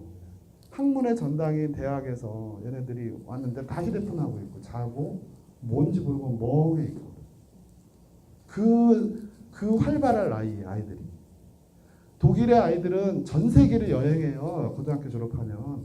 그러면서 막 그런 것도 배우고 그 생기발랄하게 막 돌아다니는데 우리 아이들은 스카이캐슬 그 구조 속에 있다가 대학교 가면 완전히 다 그런 건 아니지만 이 시스템이 문제라는 거죠. 그래서 너무 가슴이 아파요. 저는 교육자로서도 정말 가슴이 아픕니다. 이런 부분들을 빨리 노력을 좀 해야 되겠다. 같이 해야 되겠다. 근데 그거는요. 대통령이 갑자기 바뀌었다고 그 사람 단독으로 하는 게 아니에요. 그런 시민들의 힘으로 가능한 겁니다. 그런 거 같이 노력해야 돼. 제천에서 좋은 사례를 만들어 주시면 그게 전국화될 수도 있는 거예요. 여러 분야에 걸쳐서. 자, 강조합니다. 이제 과장님이 이거 보시고 본인이 충분히 잘 알고 계신 담당 주무관님 이거 다 알고 있는 겁니다. 현행 법이에요. 아주 센 법이에요. 청소년 활동진흥법이라고 했어요. 우리나라에. 네. 거기에 11조에 보시면요. 제천시장과 충북도지사의 역할이 중에 이원종 충북도지사님과 제천시장님은 제천시 읍면동 제가 개수 세보니까 17개가 있더라고요. 맞나요? 네. 읍면동에 17개의 청소년 문화예술을 한 개소 이상 한 개가 아니에요. 한 개소 이상 설치할 수 있다가 아니라 설치 운영하여야 한다라고 돼 있어요. 이건 강제 조항이에요. 이게 만약에 이거 지키지 않으면 만약에 부칙이라든가 여기에 처벌 조항이 있다면 우리나라 기초지자체장들 100% 처벌받습니다. 226명, 17개 시도지사 다 처벌받아야 돼요. 근데 현행법은 이게 있어요. 자, 제천시를 포함한 아까 226개가 있다 그랬죠? 네. 전국에는 226개 기초지자체의 읍면동이 4,300개가 있어요. 4,300개. 죄송합니다. 3,500개. 자, 3,500개가 있는데 그러면은 아까 이 법에 의하면 몇 개가 있어야 됩니까? 3,500개가 있어야 되죠. 현행 강력한 법이잖아요. 그죠? 3,500개 이상 있어야 되죠. 몇 개 있냐면 258개 있어요. 350개도 아니고. 7.3%. 그러면 법을 빨리 바꿔야죠. 현재 수준에 맞게. 그죠? 네? 시군구당 한두 개. 시군구당 한두 개로 바꿔야 되는데 읍면동에 한 개소 이상. 이 강력한 법이 있는데 우선순위에서 밀린 거예요. 처벌 조항도 없고. 근데 동네마다 죄송하지만 서울 도봉구도 그렇고 서울 전역이 그렇거든요. 이건 제천만의 문제가 아니에요. 제천 시내 경로당과 노인복지센터 어느 정도 되나요? 숫자가? 하나 여쭤봅니다. 도봉구도 똑같아요. 과장님, 제천 시내 한 경로당 노인복지센터 대략 한 몇 개 정도 되나요? 270개. 예? 얼마라고요? 240개 된다고요.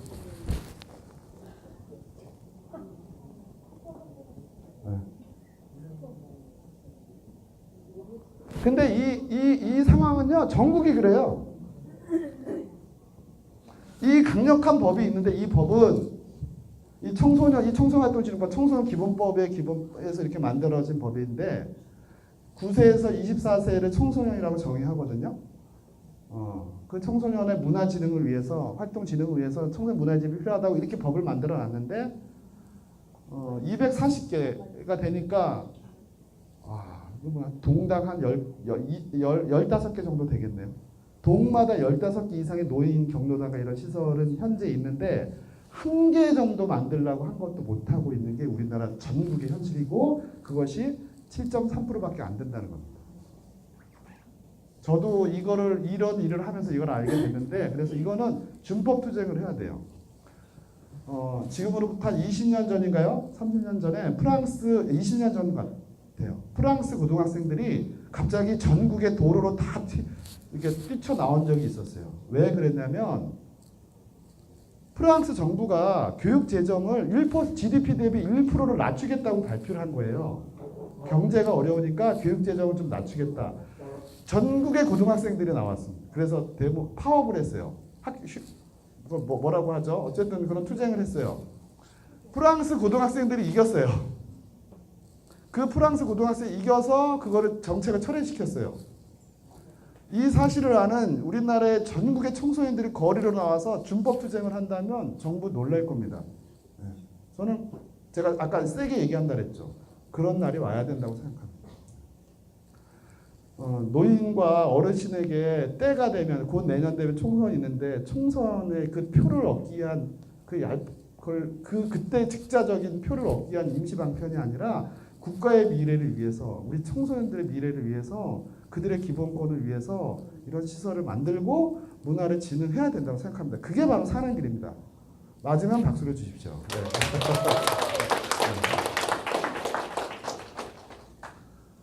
독일 같은 경우는요. 우리나라 법적 기준보다도 우리나라 법 기준이면 3,500개잖아요. 여기 16,000개가 있어요. 우리나라 PC방의 숫자와 같아요.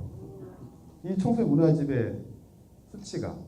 우리나라 법 기준보다 이미 4.57배가 많아요. 그 수치가 한국의 PC방 숫자예요. 그래서 작년에 그 태풍 뭐가 왔어요. 8월 달인가. 그래가지고 그 다음날 신문에 이런 게 실렸어요. 태풍 쏠릭으로 인하여 전국의 PC방 대박나 이게 신문에 실렸어요. 왜? 휴업이 내리니까 휴업령이 내리니까 학교 못 가니까 아이들이 갈 수 있는데 거기밖에 없는 거예요. 그걸 이게 보여주는 거죠, 그죠? 네. 그러니까 독일의 청소년 정책은 정말 뛰어납니다. 독일이 과거 반성과 함께 그 민주주의도 다시 하면서 청소년들에게 어려서부터 민주 시민교육 이런 것을 정확히 해야 된다고 하는 반성도 있었고 어쨌든 그 나라의 고유의 어떤 전통에 의해서 청소년 정책을 제대로 하기 때문에 사람이 있는 시설만 16,000개가 있고 사람 없는 시설까지 하면 더 많습니다. 네. 그래서 독일이 우리한테 월드컵에 지긴 했지만 지난번에 축구 강국이고 예술 강국이 그런 기술 강국인 이유가 있는 거예요. 자, 스웨덴의 레저 타임 센터는 뭐 이제 우리나라의 그 청소년 문화집과 같은 시설도 있고 학제 안에 있습니다. 학교 시스템 안에 그러니까 방과 후라는 개념이 없어요. 유럽은. 애프터 스쿨이라는 말이 뭐야? 애프터 스쿨의 스쿨? 방과 후에 또 스쿨을 해? 이게 뭐야 그게? 그냥 레저 타임이지.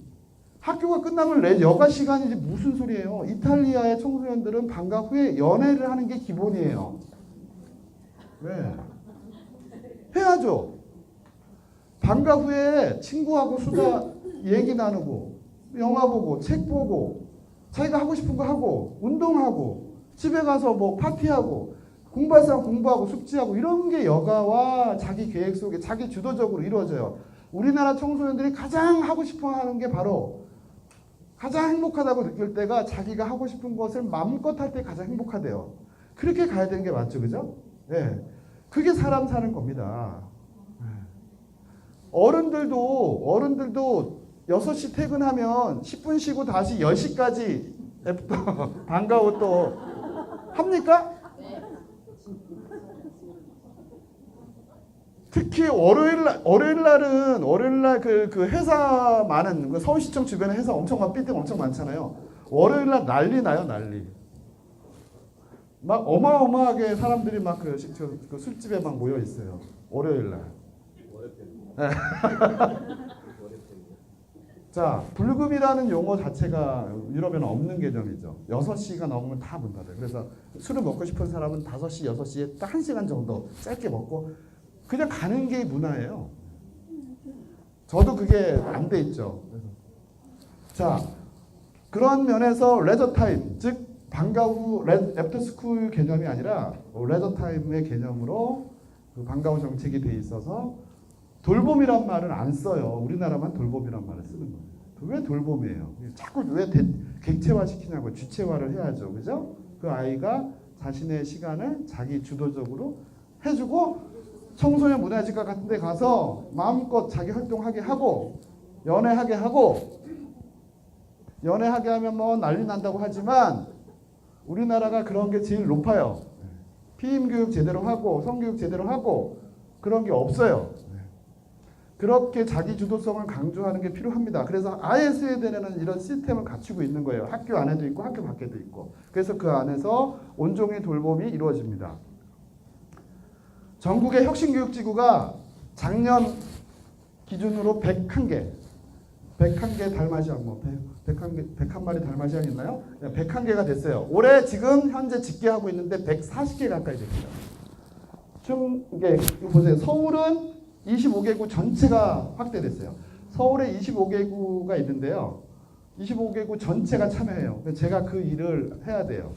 이 혁신교육지구 전체를 지원하는 일을 해요. 서울시청에서 그런 일을 주 업무로 해야 돼요. 강남구, 송파구, 중랑구가 안 했는데 그 안 한 구청장님도 다 떨어졌어요. 그거 하겠다고 하는 구청장이 다 당선됐어요. 네.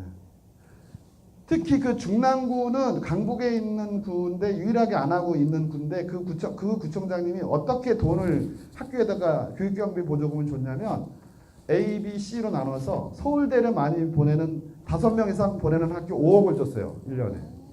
서울대 3명에서 4명 보내면 3억을 줬어요. 1명 보내면 1억을 줬어요. 안 보내면 안 주고 뭐 이런 식으로 학교를 이렇게 서울대 보내는 숫자에 따라서 돈을 떨어졌어요. 그분. 그런 정책이 아니라 이제는 다 함께 마을과 함께 학교의 성장을 위해서 뭔가 해보자고 이제 시작했는데 서울이 이제 전체가 하고 충북도 서울보다 더 먼저 전체 자치구가 전체 지자체가 참여하는데 청주가 전체가 아니라 2개 지구로 나눠서 했는데 올해는 어떻게 되는지 모르겠어요. 올해 전체가 되나요? 청주 전체가? 아니 청주 전역이 하나요? 아 그래요? 그러면 충북이요 엄청 열심히 해요. 저도 충북교육청에 많이 도와줬거든요. 충북의 혁신교육지구 제천 심사할 때 저도 있었습니다. 제가 심사위원이었습니다. 그래서 이렇게 226개 중에서 이제 140개 가까이 되니까 벌써 과반이 넘은 거죠, 그죠? 네. 전국에서 이제 이러한 것들이 차이는 좀 많이 있지만 일어나고 있다라는 거죠. 서울형 혁신교육지구 여기 보세요. 서울형 혁신교육지구에 이렇게 용어 정리 보시면요, 되게 놀라운 말이 있어요. 관에서 쓰는 공식 문서가 아닌 것 같아요. 삶의 주체로 성장할 수 있도록 다 같이 함께 참여하고 협력해서. 자, 오늘의 저의 그 핵심 키워드 참여하고 협력입니다. 그 거버넌스 참여하고 협력입니다. 평등하게 서로 신뢰 속에서 참여하고 협력합니다. 서로를 마주 볼 때 이제요 째려보지 마시고 그윽하게 바라보시고 참여하고 협력할 수 있도록 합니다. 그런 의미에서 옆 사람하고 한번 앞서 한번 하십시오. 네. 자, 제천 마을교육 공동체를 위해서 서로 협력을 하겠다고 해보십시오. 자, 도봉구 이게 아까 나왔죠. 여기 아직도 백화점이 없는 아주 우리 구청장님은 변두리라는 말을 제일 싫어하는데 도봉구가 변두리거든요. 제 집이 여기 끝에 여기 있어요. 여기 창포 여기 있는데 하여튼 뭐 서울의 끝 지역이고요. 옛날에는 광활한 영토를 가지고 있었는데 다 뺏겼어요. 노원구 떼주고 강북구 떼주니까 이거밖에 안 남아가지고 이랬는데 어쨌든 도봉구가 이런 도시가 있습니다. 그리고 북부교육지원청과 협력 사업을 해요. 도봉구의 직통을 보니까 학교하고 연결되는 게 되게 많아요. 지금 과장님이 오셨지만 여기 교육 관련 또 여성가족과 과장님 오셨지만 학과에 보면요 학교하고 연결되는 업무도 많이 해요. 뭐 환경정책과나 이런 거 있죠. 다 학교하고 연결되는 게 과가 있어요. 구청도요 시청도 그냥 단독으로 존재하는 게 아니에요. 사는 문제가 왜 어른들만 해야 되겠습니까? 그렇죠? 학생과도 연결되는 게 너무 많은 거예요. 그래서 그런 부분들을 이제 협력하고 있어요. 근데 그거를 이어주는 거를 생각해 볼 필요가 있어요. 관심 있게 보셔야 됩니다. 어떤 일을 하는지. 그래서 이 제천시의 공무원들이 일을 더 잘할 수 있도록 거버넌스를 잘 작동해 볼 필요가 있습니다. 도봉구는 이렇게 역할을 나누고자 했어요. 그래서 학교가 정규교육과정에 집중하게 수업에 집중할 수 있도록 학교와 교육청은 정규교육과정 수업과 생활지도, 생활교육에 집중할 수 있도록 하자. 도봉구와 마을은 방과 후 활동에 집중하자. 애프터 스쿨 개념이 아닌 레저 타임의 개념으로 방과 후 활동으로 지원하자. 그래서 그 역할을 정확히 하자라고 계속 강조를 했어요. 그래서 이런 기구들도 만들었고 제가 특보로 있으면서 센터도 만들고 이러면서 도봉구가 열심히 했더니 주목을 받고 그렇습니다. 그래서 이런 역할들. 저는 제천시 내 아동 청소년과 이런 총괄하는 부서가 생겨야 된다고 생각합니다. 제가 한 달 전에 부산 진구에 갔다 왔거든요. 부산 진구가 이런 걸 전혀 안 했던 구예요. 올해 1월 1일자로 한번 검색해 보세요. 부산 진구청 검색해 보면 1월 1일자로 없던 교육 지원과가 생겼습니다. 이런 지자체가 어마어마하게 많이 생겨나고 있어요. 시장님 청소년에 관심이 많으시면 아동 청소년과 관련된 부서 신설해야 됩니다. 그걸 통해서 체계적으로 학교와 마을이 협력해야 됩니다. 시장님한테 좋은 일입니다. 초선 아니신가요, 시장님? 네, 그럼 삼성까지 할 수 있으니까 잘하시면. 네, 네. 아동 청소년에 집중하는 시장님, 멋진 시장님, 그죠? 네, 그거는 그 지역의 활력을 불러일으키고 거버넌스를 만드는 훌륭한 시장님. 아이들과 다시 제천을 위해서 헌신하는 그런 지역을 위해서 헌신하는 아이로 키워야 될 거 아닙니까? 그죠? 전 30년 만에 와서 지금 헌신하고 있나요? 자, 문재인 정부의 온정의 돌봄 정책은 이 정도인데요. 어쨌든 뭐 한계는 많이 있지만 이 돌봄의 문제가 아이의 입장에서는 레저 타임인데 어른의 시각에 본 돌봄의 문제가 현재 문제가 되고 있어서 난립니다. 그래서 서울도 대 프로젝트를 좀 발표했는데요. 현재 계획이 이래요. 너무 낙후돼 있어요. 이거 자체가. 아이들한테 별로 신경 못 쓰다 보니까 이렇습니다. 학교 건물 낡아가고 있고 별로 다 감옥 같은 구조의 일제시대 때 만든 그런 구조 속에 아직도 학교가 있어요. 저는 학교가 이렇게 청소년 수련관처럼 좀 더 좋은 시설에서 좋은 디자인에서 상상력을 발휘하는 디자인에 있는 그런 좋은 학교가 만들어지길 바랍니다. 그런 좋은 환경에서 아이들이 커야 된다고 생각합니다. 스웨덴의 미래 학교 한번 검색해 보십시오. 무슨 구글 회사 같아요. 구글 본사 같아요. 학교가. 거기 가면 애들끼리 안 싸울 것 같아요. 거기 가면 그냥 앉아 있는데도 아이들이 창의력이 나올 것 같은 공간에서 아이들이 살고 있어요. 학교의 공간도 혁신돼야 됩니다. 그래서 이런 것들이 함께 좀 가야 된다고 보고요. 시간이 1시간 해야 되는지 이제 1시간 넘은 것 같고요. 시간 가는지도 모르셨죠? 재밌죠? 이런 거 꼭 유도해요, 제가. 도봉에 5가지 키워드가 있는데 마을 학교 지금도 여기 하고 계시죠? 마을 학교가 있고요. 그 다음에 마을 학교가 이제 2018년에 이제 지도를 찍었는데 이렇게 있어요. 그러니까 제천도 당연히 이게 되죠. 제천도 거대 도시인데 마을 학교 만들 수 있죠. 네. 그래서 저는 이제 마을 학교라는 말은 마을에서 학교라기보다는 다른 용어를 쓰는 것도 좋겠다 이런 생각도 합니다. 뭐 자꾸 가르치려고 하는 거는 좀 아니었으면 좋겠다는 생각을 해서 활동, 뭐 레저 이런 여가 이런 쪽으로 그다음에 마을 교사가 이제 있고 510명이나 있고요. 이분들이 이제 또 다른 활동을 학교 안에서도 문예체창체 협력교사로 수업하시고 마을에서도 하시고 이렇습니다. 청소년이 스스로 활동할 수 있는 프로젝트, 개판 5분 전 프로젝트, 아이들이 지은 겁니다. 5명의 아이들이 작당해서 판을 열면 돈을 지원해서 하는 프로젝트예요. 다양한 활동을 하도록 하는. 그래서 90개 프로젝트가 작년에 했고 올해는 이제 한 100만 원, 평균 100만 원 정도 지원해줘요. 한 프로젝트당. 그러니까 한 1,500명 이상, 2,000명 이상의 아이들이, 청소년들이 좀 다양한 활동을 합니다. 학부모 중요합니다. 학부모 네트워크, 학부모 활동, 여러 가지 정보, 소통 뭐 이런 거 중요합니다. 도봉구가 또 제가 이거를 굳이 해야 된다고 제가 엄청나게 강조해서 구청장이 제 설득에 의해서 전국 최초로 학교의 방과후 학교를 지자체가 운영하고 있습니다. 왜 아까 제가 보셨죠? 학교와 교육청은 정규교육과정에 집중한다고 역할 구분한다고 했죠.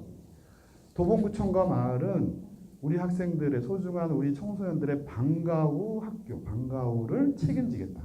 그래서 어마어마한 생고생을 해가지고 법도 찾아내고 하면서 현재 초등학교의 10개 학교를 직접 운영하고 있습니다. 여기 지금 선생님들 계시면 제가 이런 말 하면 선생님들 엄청 좋아하시거든요. 특히 초등학교 선생님 되게 좋아하세요.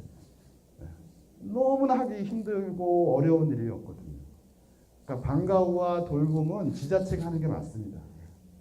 외국 다 그렇게 합니다. 학교 안에 가두지 않고 제천에 보세요. 제가 홈페이지 뒤졌다 그랬잖아요. 보니까 체육시설, 문화시설 좀 있어요. 제천의 아이들을 글로 보내야 됩니다. 오후 3시와 5시는 핵심 시간이에요. 코어 시간 2시간만큼은 땀 흘려서 공 차고 농구하고 배구하고 수영하고 하키하고 땀을 뻘뻘 흘린 것을 1년, 10년 프로젝트, 몇 년 프로젝트 한다면 제천의 아이들 달라집니다. 공부 안 할 것 같지만 공부 더 잘합니다. 대학 더 잘 갑니다. 제천 곳곳의 문화예술시설에서 오후 3시부터 5시까지는 혹은 6시까지는 그 아이들이 활동할 수 있게 거의 무상에 가깝게 지원해주고 그거를 버스를 돌리고 마을교사가 같이 옆에서 지원해주고 한다면 제천이 달라진다니까요. 그걸 한번 만들어 보십시오. 박수를 쳐야죠. 네. 그렇게 하는 게 필요합니다. 그래서 지자체가 학교의 방과후를 맡아서 하는 것이 중요한 거예요. 왜? 학교를 정확히 알아야만 돼요. 학교를 알아야만 방과후 활동을 책임질 수 있는 좋은 다리를 놔줄 수가 있는 겁니다. 네. 그 좋은 인프라 뭘 합니까? 왜 놀게 합니까? 청소년들이 마음껏 활동하게 해야죠. 그 안에서 청소년 문화가 형성되고 선후배가 형성되고 전통이 형성되고 관계가 형성되면서 튼튼한 공동체의 토대가 형성이 되는 겁니다. 도봉구에 이런 사업들도 있는데요. 이런 것들은 다 요즘에 이제 많은 사업들이 있어요. 그래서 요거는 유효숙 장학사님 그 서울형 기본계획 제가 메일로 보내드릴게요. 거기에 서울 25개국 전체 사업도 다 있기 때문에요. 이런 것까지 하시면 버스도 지원해주고 마을교사도 활동하고 다양하게 지금 막 업그레이드 되다 보니까 그런 것들은 제안해서 다양한 사업들을 할 수 있습니다. 그리고 방과후 센터도 있고 청소년 자치활동 강화하고요. 거버넌스 중요합니다. 오늘 같은 자리 이게 거버넌스잖아요. 아까 민간학 거버넌스를 통해서 박람회도 하고요. 그 다음에 동단위로 저는 또 하나 제안 드립니다. 제천시도 넓잖아요. 그죠? 지금 재원군이 합쳐진 거죠. 17개 동이 있는데 동별로, 읍면 동별로 거버넌스. 물론 좀 어려움이 있을 수 있어요. 그러니까 될 수 있는 데부터 시작해서 동 단위에서 뭔가 찾아보는 노력도 필요합니다. 그리고 문화 인프라 시설이 제천시 안에 포함되어 있다면 저는 그런 이동 수단들을 잘 활용해서 또 이 공익적 활동을 할 수 있는 분들 독일이 축구를 잘하는 이유가요. 공무원이 다 하는 게 아니에요. 그런 협회나 클럽 이런 것들이 활성화되어 있어서 뭔가 연동되어서 이렇게 하는 겁니다. 여기 동호인들 많을 거 아닙니까? 그죠? 제천시 동호인들 있습니다. 어디 가나 사람들은 동호인에서 배드민턴, 저도 배드민턴 매주 하는데 배드민턴, 축구, 농구 하는 동호인들과 같이 청소년들이 그렇게 할 수 있도록 그런 인프라를 엮어보십시오. 사람 사는 거 다 비슷합니다. 이렇게 엮는다면 그렇게 되는데 동단위의 거버넌스도 필요하다. 이렇게 박람회도 하시고요. 제가 동구 가서 꼭 해야 되는 것 중에 하나가 박람회를 꼭 해야 된다고 해서 이제 이렇게 합니다.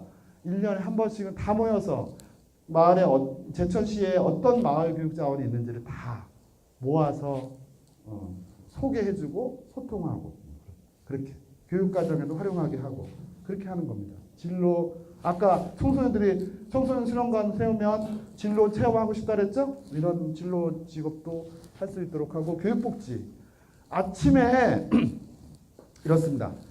제천시 내 초, 중, 고등학교 학생들이 있는데 나는 아침 먹으면 막 토할 것 같아요. 그래서 아침 먹으면 알레르기가 나요. 그래서 아침은 절대 못 먹겠어요. 그런 아이들을 빼고 밥을 줄 수 있는데 밥을 먹고 싶은데 어찌어찌 하다 보니까 밥을 못 먹게 되는 아이들이 있잖아요. 밥을 먹고 싶어 죽겠는데 어찌 나는 밥을 못 먹어. 이런 아이들은 지역에서 한번 책임져 보는 그런 것도 필요하지 않을까요? 그래서 이제 그런 부분은 포함해서 교육복지, 에듀케이션 케어 뭐 이런 부분들의 느낌으로 이렇게 교육복지 활동들 이런 것들도 네트워크나 이런 지금도 하고 있어요. 근데 그런 것들을 잘 발전시켜가는 그런 것들도 필요하겠다. 유니세프 아동 친화 도시 지금 하고 계시니까. 그리고 이제 교육청에서 북부교육청에서 되게 훌륭한 사업이에요. 뭐였냐면 처음부터 2015년도부터 했는데 수학여행이나 체험활동할 때요. 퇴직 소방관님들이 구성돼서 따라가세요. 그래서 수학여행도 따라가서 안전을 다 책임져주고 수학여행의 숙소 다 가서 소방시설 점검하고 다 합니다. 안전을 책임집니다. 이런 것도 교육청에서 하자고 해서 잘하고 있는 거예요. 다 이렇게 아이디어 내면 잘할 수 있는 게 많죠. 모든 사업은 사람이 하는 겁니다. 덴마크가 행복지수 높은 게 돈이 많아서 아닙니다. 사람이 하는 겁니다.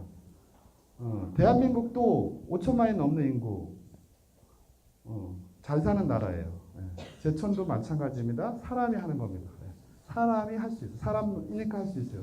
이런 것들을 하나하나 오늘을 계기로 오늘 진하게 술 한잔 하시면서 소리도 지르시면서 고래고래 소리도 지르면서 서로 안아주시면서 그러면서 끈끈한 동지애로 제천의 마을교육 공동체 발전을 위해서 여러분들은 이제 한 몸이 되었기 때문에 이런 거는 뭐 이제 이렇게 그냥 넘어가겠습니다. 넘어서 논의하셔서